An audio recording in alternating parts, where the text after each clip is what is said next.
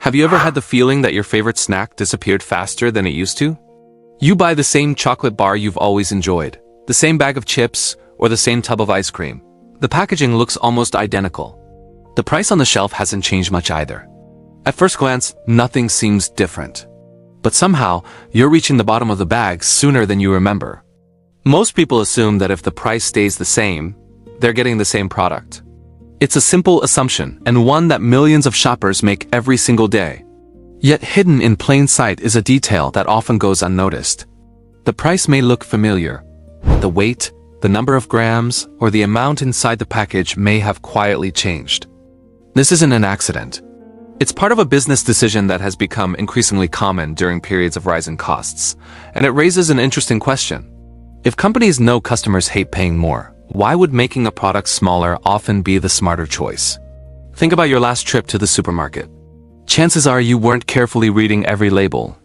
Like most people, you probably walked toward brands you already recognized. Your shopping list was in your mind, your schedule was busy, and you wanted to finish as quickly as possible. That's exactly how most shopping happens. Researchers have found that many purchasing decisions are made within seconds. Familiar colors, recognizable logos, and trusted brands guide our choices long before we read the fine print. Price tags grab our attention immediately. Weight and quantity usually don't. Imagine standing in front of two cereal boxes. One costs $5. The other costs $6. The price difference is obvious.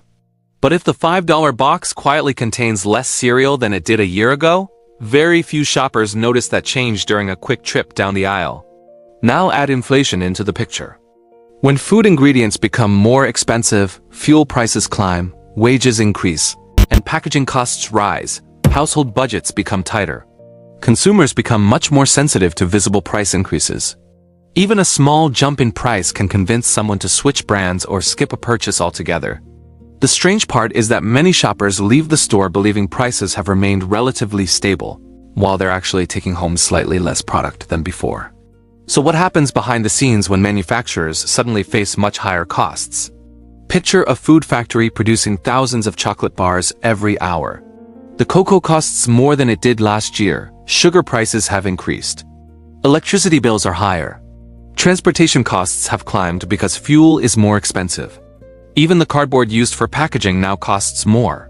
The company has several choices. It can raise prices and risk losing customers.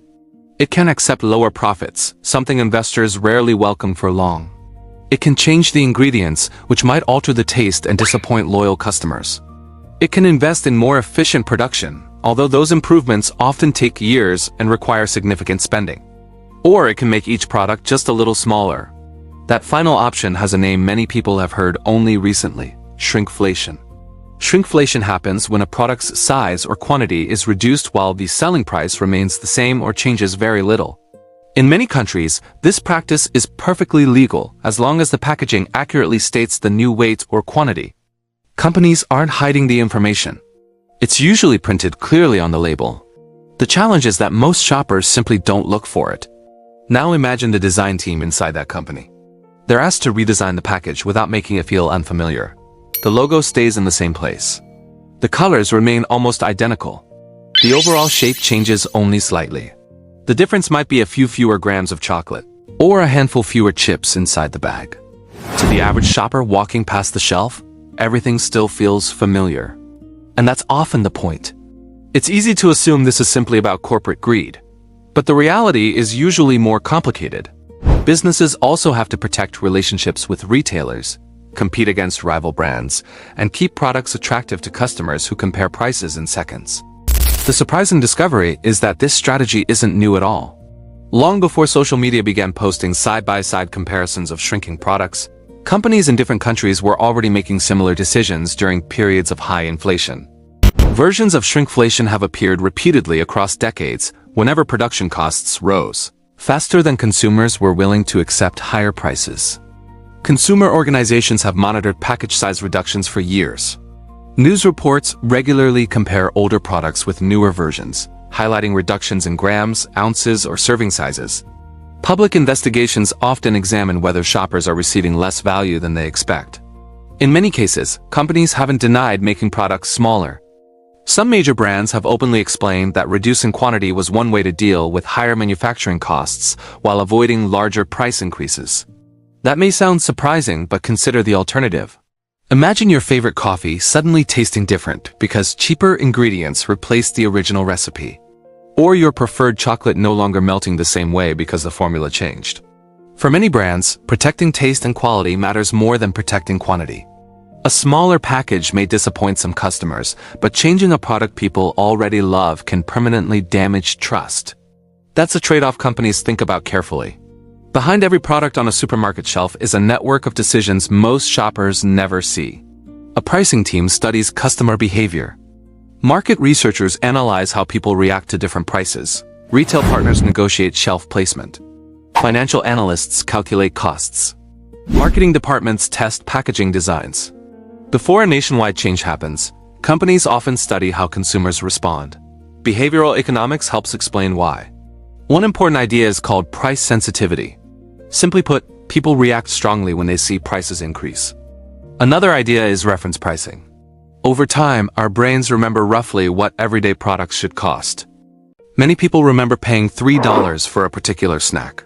Far fewer remember whether it contained 220 grams or 200. That tiny difference shapes enormous business decisions. Imagine a supermarket running two different experiments. In one store, the snack price increases by 50 cents. In another, the price stays almost identical, but the package contains slightly less product. Which version do shoppers complain about first? In many situations, the visible price increase attracts far more attention than the subtle quantity reduction. That doesn't mean consumers are being tricked. It simply shows how human attention naturally works. The really fascinating part is that shrinkflation isn't created only inside factories. It begins much earlier. Follow the journey of a simple chocolate bar. The cocoa may come from farms thousands of miles away. Sugar arrives from another region. Milk powder comes from different suppliers. Aluminum foil, cardboard packaging, printing materials, shipping containers, fuel, warehouse storage, and retail distribution all involve separate companies operating across different countries. Now imagine heavy rains damaging cocoa harvests, or fuel prices increasing worldwide, or shipping routes becoming more expensive because of global disruptions, or labor shortages slowing production. Every stage becomes slightly more expensive.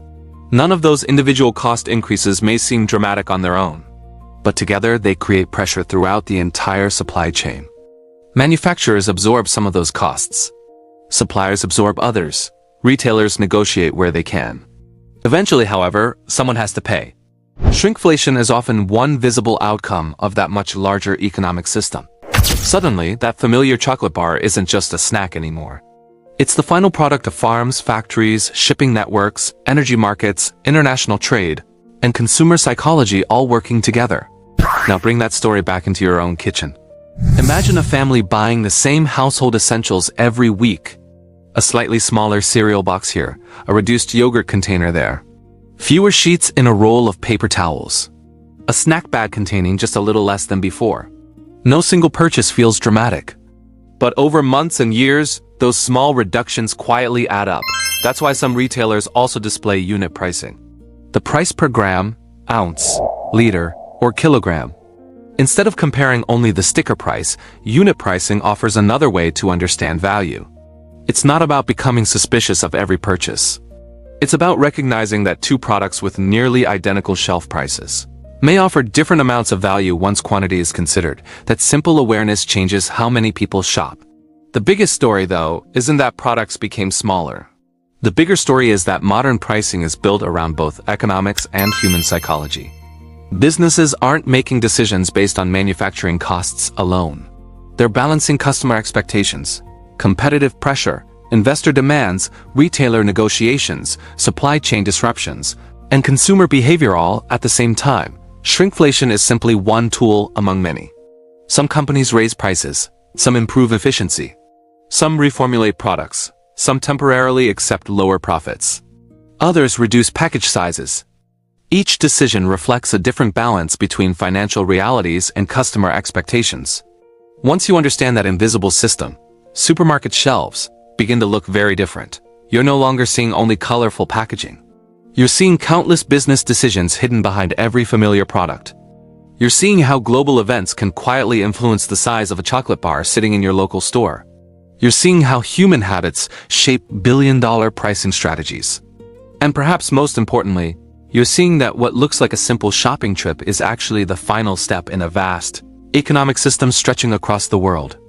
The next time you reach for your favorite snack, you may still buy exactly the same brand, but you might also glance at the weight before placing it in your cart. Not because every smaller package is unfair, but because understanding what's inside the package gives you a clearer picture of the value you're actually receiving. Shrinkflation isn't simply about smaller products. It's a window into the complex relationship between global supply chains, rising costs, consumer psychology, and the difficult choices businesses make every day. So here's a question for you. What's the most surprising example of shrinkflation you've personally noticed while shopping? If you enjoy uncovering the hidden systems shaping everyday life, subscribe to Global Exposes so you don't miss what's coming next.